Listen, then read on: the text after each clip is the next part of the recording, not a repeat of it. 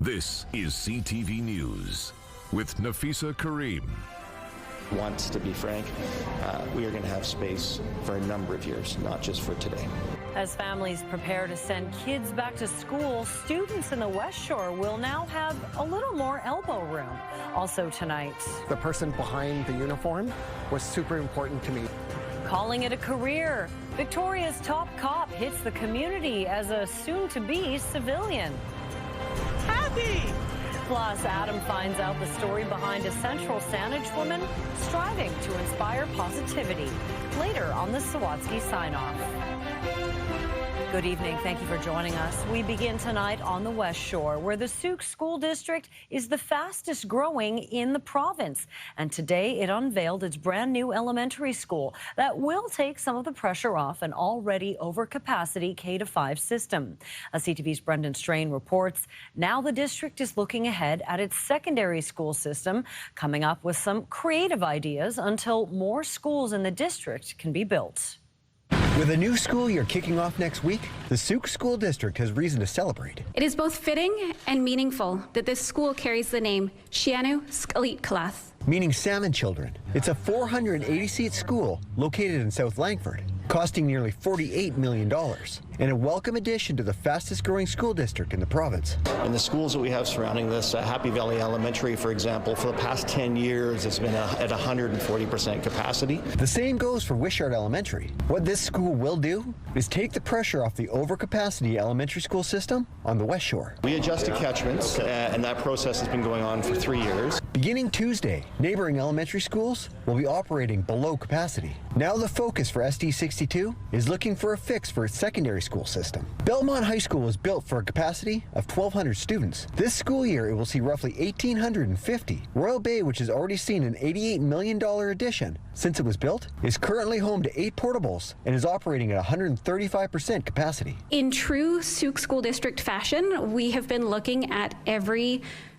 unique idea that we can do. The short-term solution could look a lot like these. Prefabricated classrooms already in use at Ruth King Elementary School. The district says it can install more of them on a parcel of land it owns near Royal Bay Secondary. We use that as what we would call a satellite campus for Royal Bay Secondary. The next step would be a full-size secondary school being approved for North Langford. If the province coughs up the cash, the prefabricated classrooms in Royal Bay would be the starting point for a new elementary school. Back in South Langford, this new school is about to welcome its first batch of students next week, solving SD62's overcrowded elementary school system. For once, to be frank, we are going to have space for a number of years, not just for today.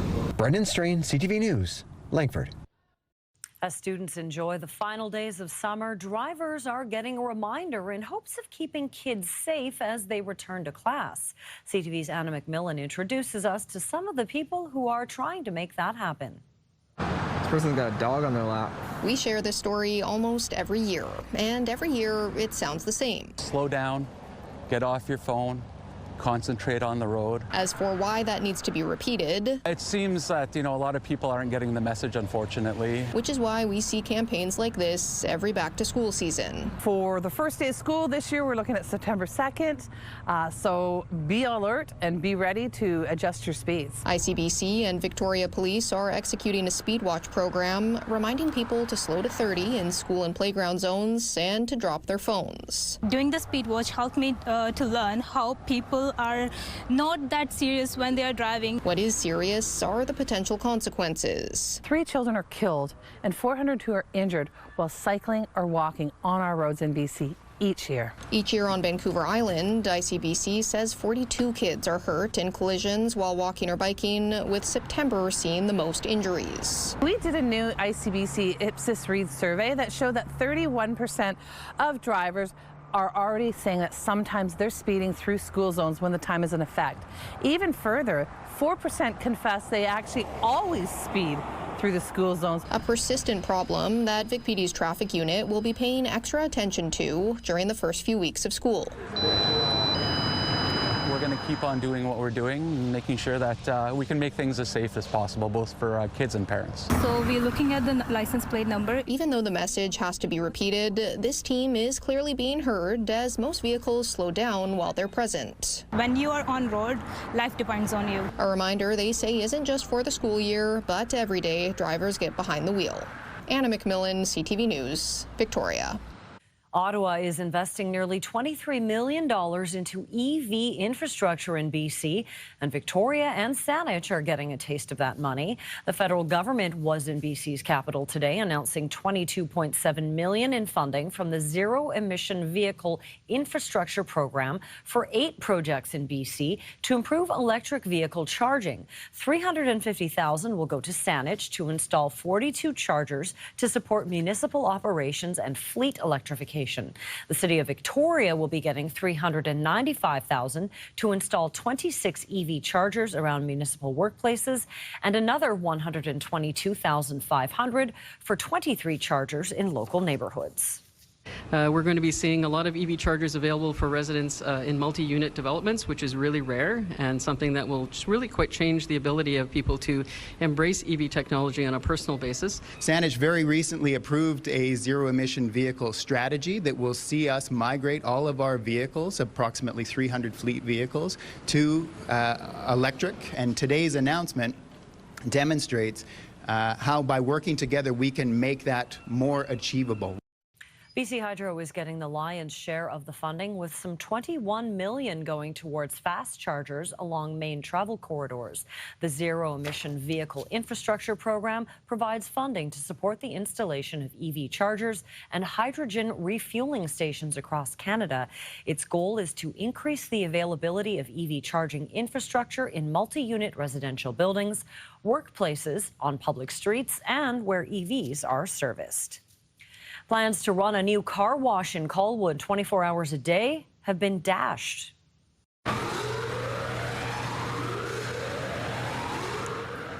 The City of Colwood received several noise complaints just days after Speed Wash, billed as the largest car wash in Canada, opened its doors. On its social media channels, the new car wash said, out of respect for its neighbors, it would cease 24-hour operations. The giant car wash on Souk Road is now open from 7 a.m. to 10 p.m. daily. Mounties on the West Shore are looking for your help to catch an alleged fraudster. RCMP are asking if you know this man to give them a ring. Officers say he is a suspect in a report of fraud over $5,000. He's alleged to have used fraudulent identification in order to obtain several smartphones from a mobile shop in Langford. Well, stick a fork in him, he's done. Today is Victoria Police Chief Del Mannix's last day on duty. How's it going? Thank you very much. Thank you. Well, this isn't just another manic Wednesday for the outgoing chief constable, but it certainly was a fun day. And how else do you celebrate nearly a decade at the helm of Vic PD and more than 30 years serving the community? Well, by declaring today Del Day and handing out coffee cards and donuts. The person behind the uniform was super important to me. So being out in our communities, engaging with citizens has really paid dividends, and I know we have a tremendous amount of love and support for our communities. But the work is never done. You always have to stay connected and build that community trust. A change of command ceremony is taking place tomorrow at Government House in Victoria, where incoming Chief Fiona Wilson will be sworn in and begin her first day leading the Victoria Police Department. The memoir of one of BC's most prominent premiers will soon be hitting the shelves at bookstores across the province. The book, titled John Horgan in His Own Words, is a posthumous look at the late premier's life both in and outside of provincial politics. Written by John Horgan and Rod Mickelberg, the memoir details the path of a young Horgan as he climbs BC's political ladder. Hitting the shelves on October 14th, the much-anticipated book promises to touch on topics such as the historic alliance between BC Greens and the NDP and the government's response to COVID-19. 19 degrees, a little overcast out there, and Lou will be joining us for the forecast after the break. CTV weather brought to you by Expedia Cruises. Plan, book, and safeguard your journeys. Explore the possibilities at expediacruises.ca. your youth? Looking for a fun spot to hang out? Youth nights are here. Skating, art, swims, and a place to chill. Staff-led and supervised for a safe, inclusive vibe. Check out wspr.ca for more info.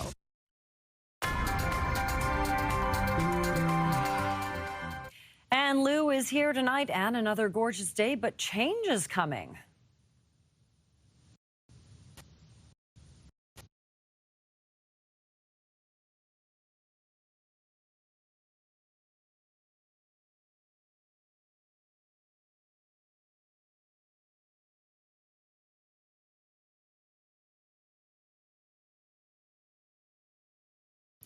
All right, we are having trouble with Anne's camera, so we are going to move on. As if Donald Trump's tariffs aren't inflicting enough pain, now small business owners who have built their businesses on being able to ship to American customers free from customs charges are bracing for higher costs. In 2 days, the U.S. is ending the exclusion from shipping fees. It's called the de minimis exemption. CTV's Rachel Aiello on what it is and what it means to those in the line of fire. So we'll do a CUSMA form for these. The United States is scrapping its tariff exemption on parcels worth $800 or less. It means starting Friday, all of those U.S.-bound shipments will be hit with duties. It would have an immediate impact. The antique parts of our business are a substantial part of what we do. We've seen that business growing over the years, especially down into the U.S. Many small shop owners like David Pelkey are facing a tough choice. Absorb or pass on the cost, cut off a key market, or go through the complex process of becoming CUSMA compliant. This is going to have implications for a lot of Canadian businesses, and it's coming at a time where you don't necessarily have a lot of resilience in the small business sector. But U.S. President Donald Trump dumping de minimis is also set to cost American consumers and could result in big headaches for border agents. It was there for a reason. Millions of duty-free packages enter the U.S. daily.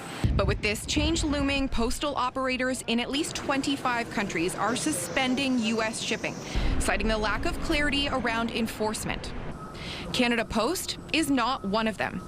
Instead, they'll be using a third-party program to collect and send the duties directly to U.S. Customs. The Crown Corporation said the duty will be equal to the tariff rate of a product's country of origin.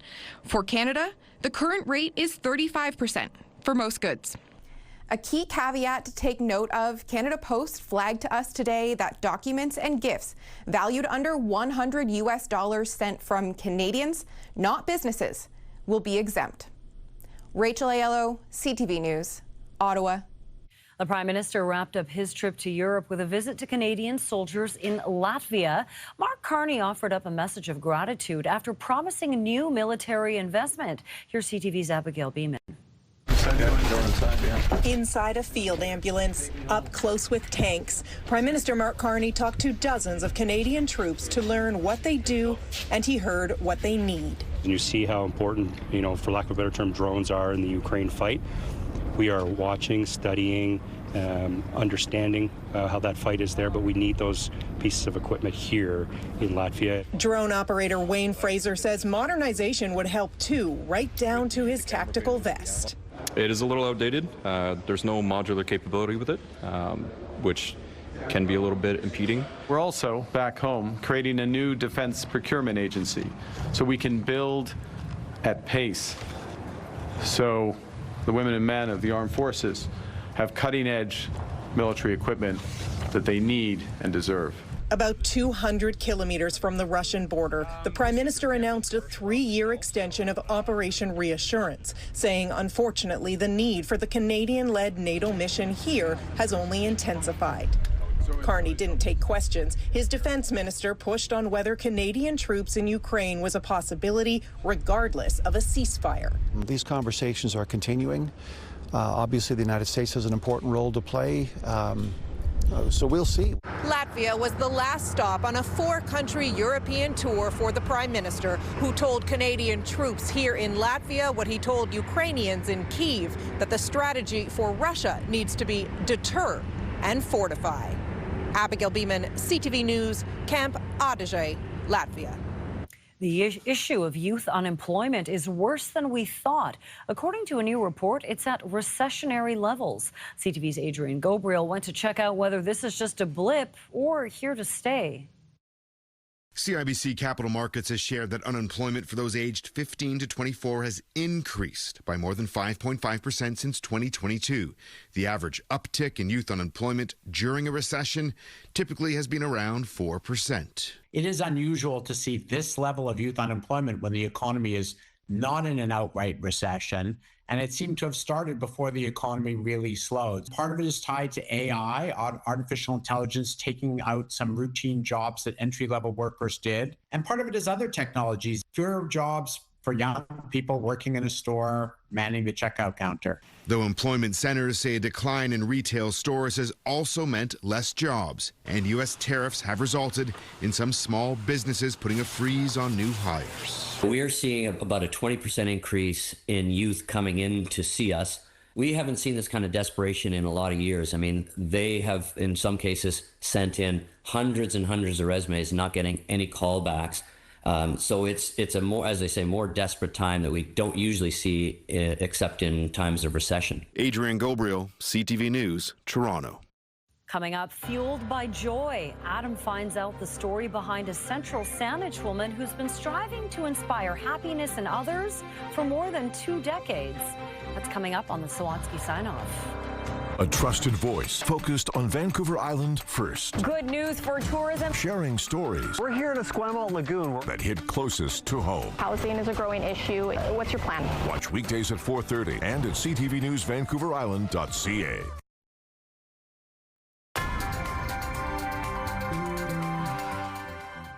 All right, let's try this again, Anne. Another gorgeous day, but change is coming.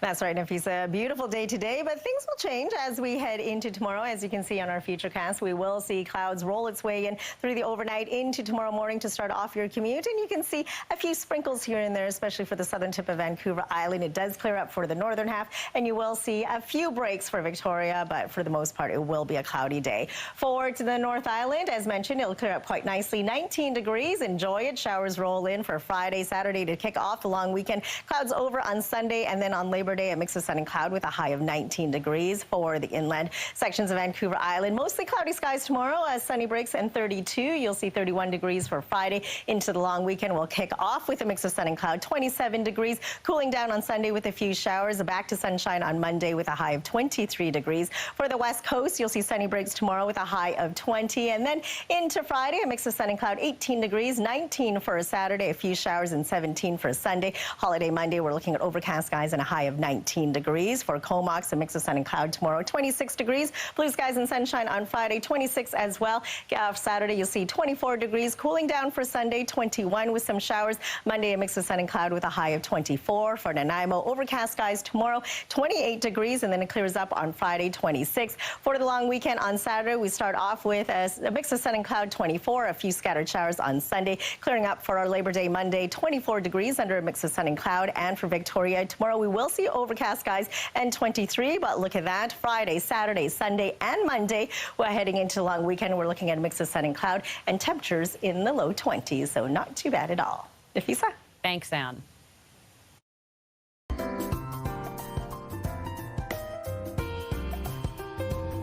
Finally, Adam finds out the story behind a creative Central Saanich woman who's fueled by joy on this Best of Sawatsky Sign-Off.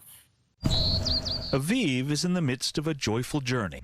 Happy! That began, her mom, Mickey says, when she was a child. She said that there was a really beautiful place she could go to over the rainbow, and that's where people could find happiness. Before she could articulate that, right here, Aviv tried to express it by covering the inside of an empty kitchen cupboard with color. And at first we weren't very happy, but she kept doing it over and over. She just wanted to share that feeling. But if you asked her what she wanted to be when she grew up, Aviv would have said police officer. She wanted to catch the bad guys, but not put them in jail. What Aviv wanted, as you can see from this home movie she made, was to be the kind of cop who could transform bad guys into good ones. Help! Help! People! well. You wanted to help people. When developmental obstacles made law enforcement a challenge, Aviv turned her attention back to art. Good.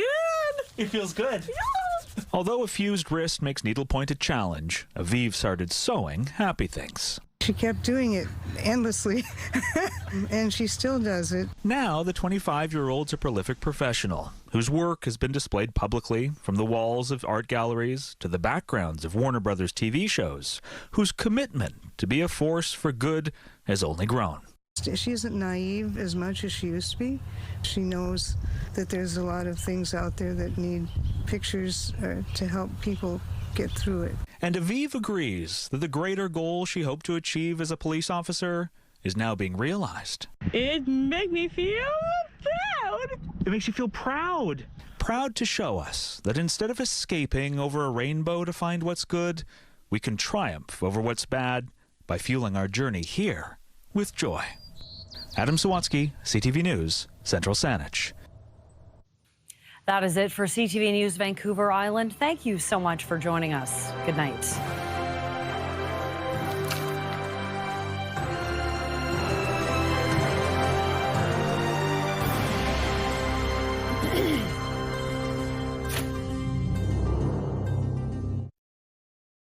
Today on CTV News, police, including the Homicide team, descend on a cul-de-sac in Maple Ridge. The latest from a neighborhood behind yellow tape.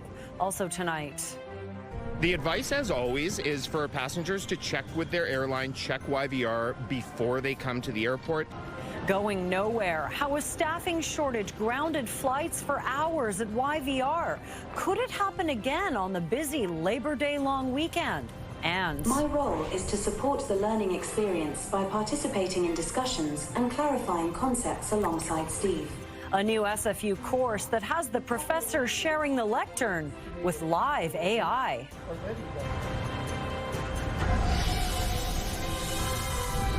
This is CTV News with Nafisa Kareem. Good evening. Thank you for joining us. Breaking news to start us off tonight, and the Integrated Homicide Investigation Team is at a home in Maple Ridge this hour. Mary Cranston is following this in the Breaking News Center. Mary, what do we know? Not much, Nafisa. We do know the homicide investigators and an RCMP forensics team descended on a cul-de-sac late this afternoon. The home on Gillis Place is surrounded by police tape and vehicles. It's on a dead-end street off of Harrison Street between Low Heat Highway and the Haney Bypass. A white tent can also be seen on the lawn of the residence, while tarps block the view of the home's front porch. And we have reached out to investigators for more information. We also have a team on scene trying to gather more information as we speak. We'll update you once we know more. Nafisa. Mary, thank you. A restaurant owner in Vancouver's downtown east side says he was shocked and dismayed at what happened when he tried to help a vulnerable 12-year-old girl he met in the notoriously rough neighborhood. CTV's Ben Milger spoke to the man. So, Ben, what happened? And Nafisa, the owner of Pigeon Restaurant on Carroll Street, tells me after noticing the girl by herself over a period of a few days, he managed to gain her trust and talk to her. When he realized how young she was, he called Vancouver police. He says officers spoke to the child, made a phone call, and then just let her walk away. Vancouver police tell us staff at the girls' group home told officers they knew where she was and she was in regular contact with them. VPD says the Child and Family Community Service Act outlines very specific circumstances when police can apprehend a child, such as when they're in immediate danger, and that was not the case in this instance. For the owner of the restaurant, watching the child walk away and then turn the corner onto East Hastings Street made him sad and angry. We've seen bad things down here. Bad things happen all the time, but this one was just a little bit different than most. And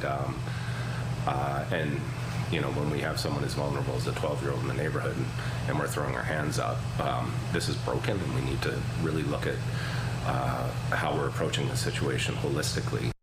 In a statement, the Ministry of Children and Family Development says when a child in care is absent from the home environment, caregivers and social workers are tasked with working in the best interest of the child, which often involves continuous risk assessment, difficult decision-making, and navigating complex factors related to the child's life circumstances.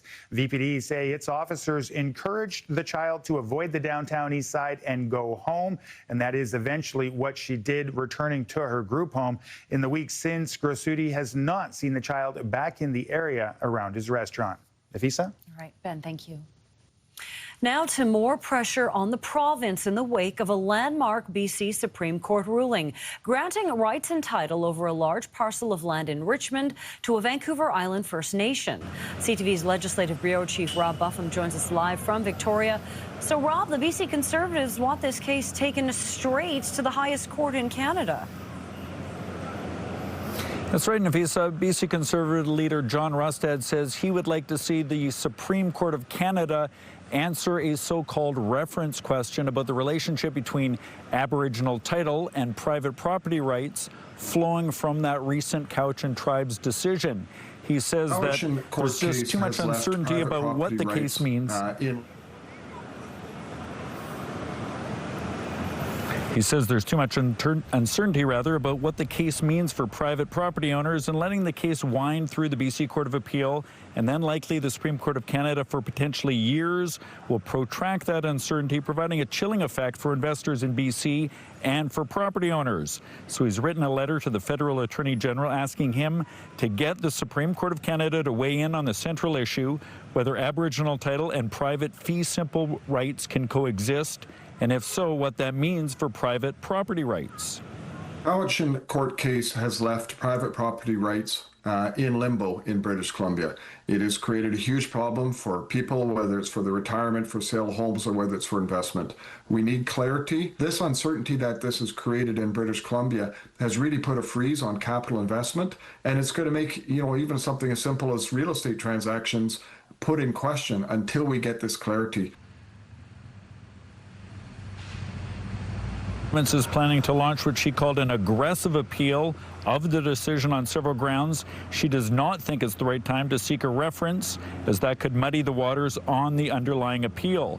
The federal government sent a statement to us today saying that they are reviewing this decision, the underlying decision, subject to the appeal carefully, and they're going to study what its implications may be prior to making their next decision. So I suppose they haven't ruled out the idea of a reference. Nikki Sharma, the Attorney General here in BC, also told me today that she has not ruled out the idea of asking the BC Court of Appeal to expedite the appeal process to sort of shorten this period of uncertainty. Nafisa. Rob Buffum live in Victoria. Thank you, Rob.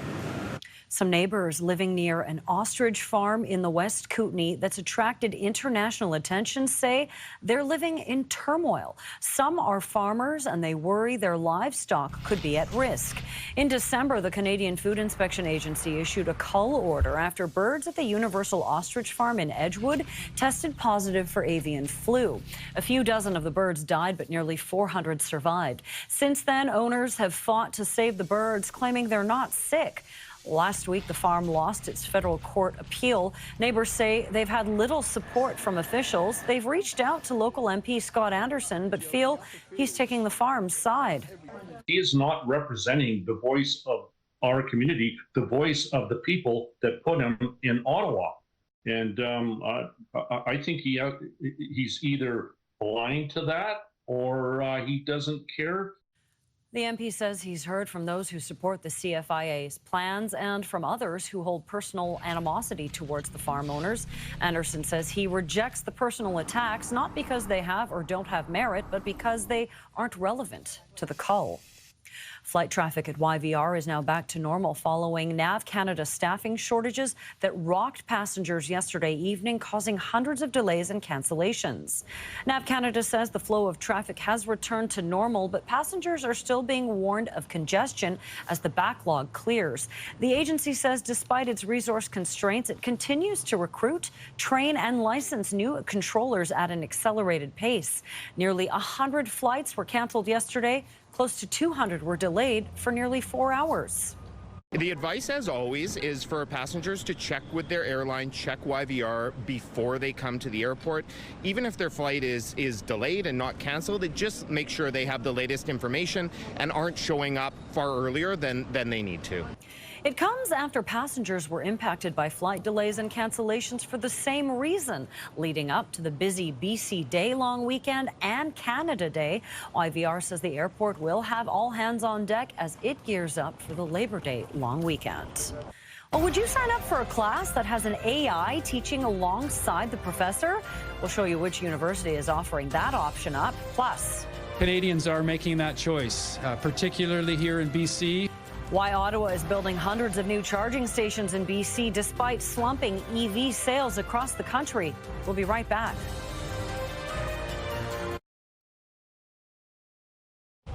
Good news for swimmers. Kitsilano Pool will stay open an extra week. With summer-like weather sticking around, the Vancouver Park Board has extended the season until September 7th.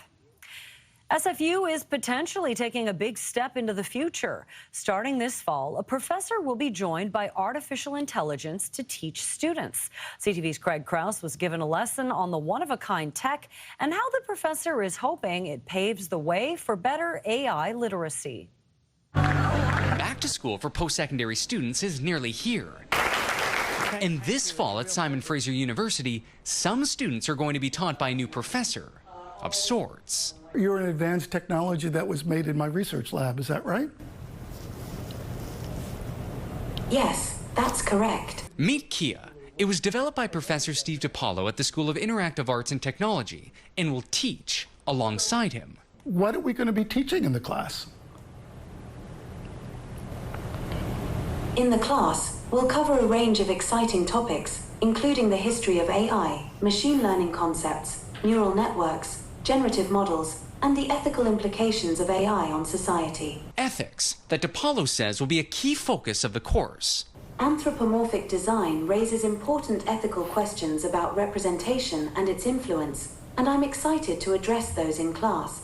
Dubbed a world first, inspiring the next generation of researchers to create other uses. Advocating for a group. Master's student Charlotte Ho is developing a program that could change how people negotiate with their employer. My current research is on helping or empowering women to improve their salary negotiation skills with using AI talking characters. Prompting it with characteristics of the boss and how to react and push for higher pay. A new era where AI appears to be impacting everyday life, leaving the question to be asked. Are you concerned with the rapid evolution of AI?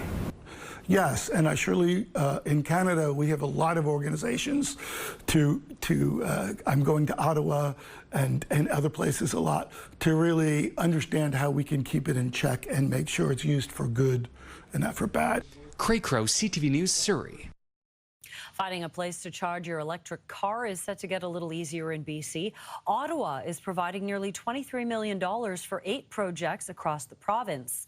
The money will go towards building 480 new charging ports in public spaces, workplaces, and multi-unit residential buildings. Increasing the number of chargers is meant to address range anxiety for those thinking about going electric.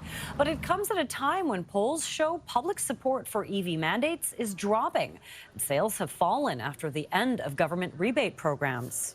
These charging stations are also about that peace of mind to address range anxiety, to make sure everyone knows they can get where they need to go. The charging infrastructure announcement today is terrific, but you're still missing, a key piece of the program, which is the rebates, while at the same time, industry and consumers are sort of saddled with this, unchanged zero-emission vehicle mandates at both levels.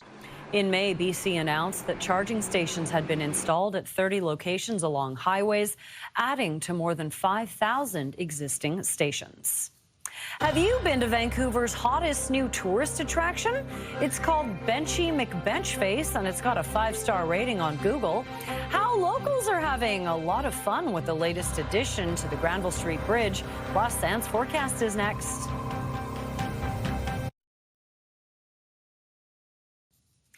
A look down Robson Street, nice and sunny. It's perfect beach weather.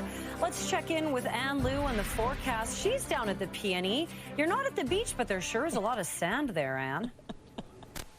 Yes, that is right. First time here at the PNE, the 2025 International Sand Sculpture Competition. A look at this. It is absolutely amazing. Sands of Wonder here at the PNE. There are multiple ones to see, and you can pick your favorite as well. You can vote for that, and they will see who wins at on Labor Day Monday. But first, a lot of people, I bet, are at the beach because it is a hot one once again today. Let's take a look at those heat warnings still in place. Inland sections of the North Coast reaching 29 degrees right through until tomorrow for the Fraser Canyon, as well as for the North Thompson region. You'll see temperatures between 35 and 39 degrees heading into Friday. For the southern interior, mostly sunny skies for Kamloops. Highs to 36 degrees tomorrow. You're looking at sunny breaks for Vernon, Kelowna, Osoyoos, Nelson, and Cranbrook. Temperatures between 29 and 32. For the central coast and central interior, blue skies and sunshine once again with temperatures between 28 and 33 degrees. For the northern half of the province, lots of sunshine in store, with the exception of Prince Rupert. You're looking at clearing conditions through the afternoon, 19 degrees. Everyone else will see temperatures between 22 and 31. For the North Island, we'll start off with Port Hardy. You'll see 19 degrees. You'll start off cloudy. Actually through the afternoon, 26s for Campbell River and Comox under a mix of sun and cloud. For the South Island, mostly cloudy skies for Tofino and Port Alberni. You'll see overcast conditions from Nanaimo right down to Victoria, between 23 and 28. For the Sunshine Coast, 26 degrees under a mix of sun and cloud. Active weather expected as we make our way up the Sea to Sky Highway for Whistler, 29 degrees with a chance of afternoon thunder showers. And for us across the lower mainland, overcast skies, temperatures between 24 and 28. Don't be fooled by the clouds because with the humidex, it will feel like 34 degrees tomorrow. Clears up nicely for Friday, mostly sunny skies, and then heading into the Labor Day long weekend. Looks pretty good. A mix of sun and cloud for Saturday, Sunday. Showers to start off the day. It does clear up. And then on Monday, we're looking at partly cloudy skies for the holiday. Back to seasonal temperatures and 22 degrees. So a little bit of a reprieve from the heat that we've seen, but a great day to come down to the PNE. Check out these sand sculptures as mentioned. There are 6 to look at. And this one, Nafisa, took 10 days to build. Believe it or not, I'm being very careful as well because knowing me, I'll knock this frog over or something. Yeah, leave that poor frog alone. Thanks, Ann. Yes, you're welcome.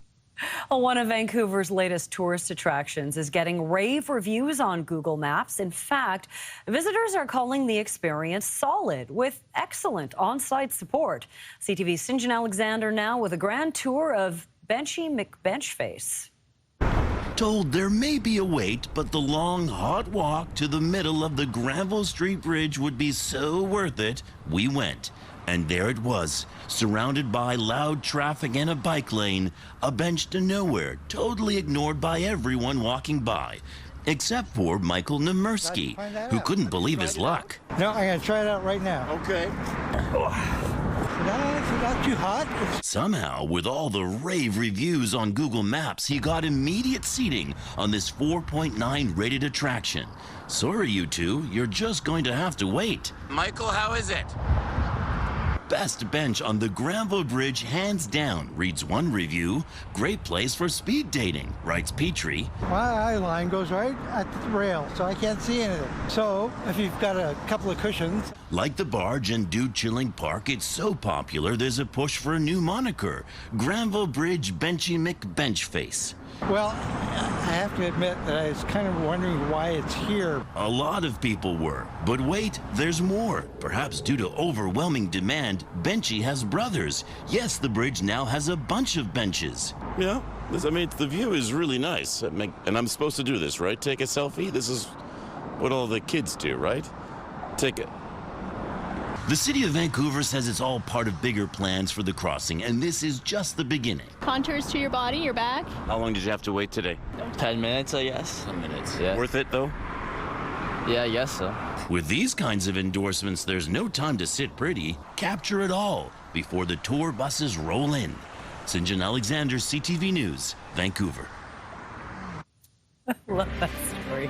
Well, still ahead, it's still not open yet, but we'll give you a sneak peek at the world's tallest bridge. Plus, speaking of bridges, this one is pretty iconic. We'll show you a high-flying stunt involving the San Francisco Bay Bridge that not everyone was impressed with. CTV News at 5 continues.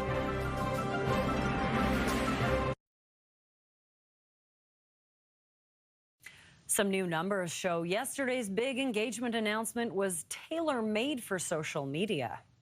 A giant congratulations for being engaged! Let's go! The proposal heard around the world! Before Travis Kelce's brother Jason sent those enthusiastic well wishes, Taylor Swift's post that she and Kelce were getting hitched racked up 14 million likes in just 1 hour, and that is an Instagram record, according to Meta. Now with a preview of CTV News at 6, Mi-Jung Lee. Navisa, the BC Conservatives are sounding the alarm about property rights after a court decision on Aboriginal title in Richmond. And a restaurant owner in the downtown eastside contacted police about a vulnerable 12-year-old girl alone in the rough neighborhood. He was shocked at their response, his concern that the system is failing kids at risk. And smashing stereotypes about drug addiction, Penny Daflaws lists the bail on drug addiction in the corporate world, one woman's descent from the boardroom to the downtown east side. And breaking news, homicide investigators have been called to a home on Gillis Place in Maple Ridge. I'll be back at 6. Nafisa? Thanks, Mi-Jung. A world-famous skydiver makes a jaw-dropping leap that snarls traffic. Plus, the world's tallest bridge is subjected to a stress test that you have to see to believe. Here's CNN's Jeremy Roth with Take a Look at This. Watch a world-famous skydiver pull off a high-flying stunt that left many in San Francisco awestruck and some reportedly not so happy. The aerial feat was organized by Red Bull and pulled off by sky surfing pioneer Sean McCormick, who parachuted 5,000 feet from a helicopter and used his board to execute a rail slide grind along the support cables of the Bay Bridge before safely landing on a floating barge. The extreme aerial acrobatics were no doubt spectacular and reportedly took some 18 months of planning with the help of city officials, who shut the bridge down twice in the span of a few hours during the stunt. But as KGO TV reports, not everyone was impressed by the achievement, with some commuters waylaid by the closure taking to social media to complain, raising questions like, why weren't they notified ahead of time? Did taxpayers foot the bill? And was it worth it? The city's mayor told KGO he would look into it. I will look into it. See? I told you. Speaking of bridges, watch officials in China do everything in their power to see if they can make something go wrong on what's soon to be the world's tallest bridge. It's called a load test, and it involves simulating extreme conditions, in this case driving 96 trucks weighing some 3,000 tons across the bridge to stress test the structure's strength, stiffness, and dynamic performance. Standing more than 2,000 feet tall, the Huajiang Grand Canyon Bridge in southwest China is set to become the world's tallest bridge when it opens to the public. But before then, officials say load tests are critical to gauge displacement of the towers, the bending of their roots, and the maximum tension in their span cables. I'm experiencing maximum tension just watching this. For Take a Look at This, I'm Jeremy Roth. The Toronto Zoo has chosen names for what it's calling its mooist residents, and they're a nod to the city's Major League Baseball team. When we were thinking about names and what to call them, we were thinking about amazing community organizations that share our values of serving community, of caring. And we couldn't think of a better example than our own Toronto Blue Jays. 9-month-old Highland cows, Blue and Jay, have already captured the hearts of staff and visitors after joining the zoo's, quote, outreach and discovery team earlier this month. Highland cows were originally bred in Scotland and are one of the oldest cattle breeds in the world, and if you ask me, the cutest. We'll return for CTV News at 6 with Mi-Jung Lee. Right now, here's Sandy Ronaldo with CTV National News. Good night.